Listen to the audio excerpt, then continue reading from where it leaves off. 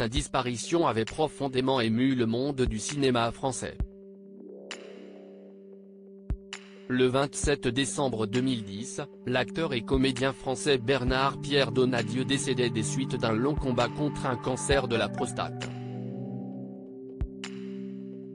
Un décès, à l'âge de 61 ans seulement, qui a mis fin à une belle carrière productive et complète de plus de 30 ans, faite de longs métrages au cinéma, de pièces de théâtre ainsi que de nombreuses apparitions dans le petit écran. Mais avant de laisser un grand vide auprès de ses proches et de la comédie française, Bernard-Pierre Donadieu a eu le temps de transmettre cette passion à l'une de ses filles, Ingrid Donadieu. Celle-ci l'a régulièrement accompagné sur les plateaux dans les années 1990.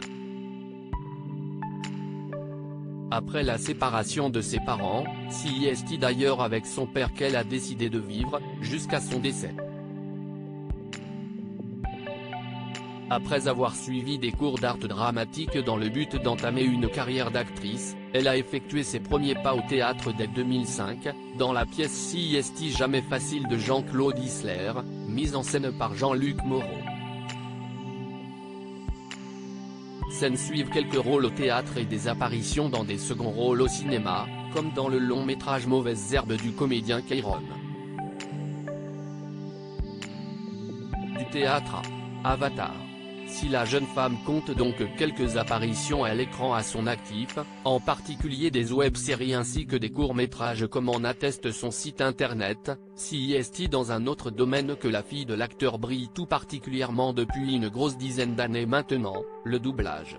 En effet, Ingrid Donadieu est une voix bien connue des cinéphiles qui aiment regarder leurs films en version française. Elle est devenue une référence dans le milieu, puisqu'elle est chargée de doubler des superstars internationales telles que l'actrice israélienne Gal Gadot, Fast and Furious, Wonder Woman, Jessica Chastain, Kate Hudson, Sienna Miller, Marie-Elisabeth Winstead ou encore Zoé Saldana. C'est d'ailleurs en doublant cette dernière qu'elle se retrouve aujourd'hui dans la version française de Avatar 2, La Voix de l'eau.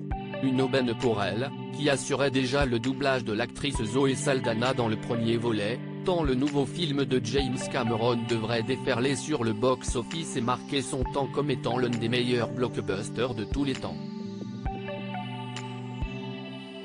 Nul doute que son père serait particulièrement fier d'elle aujourd'hui.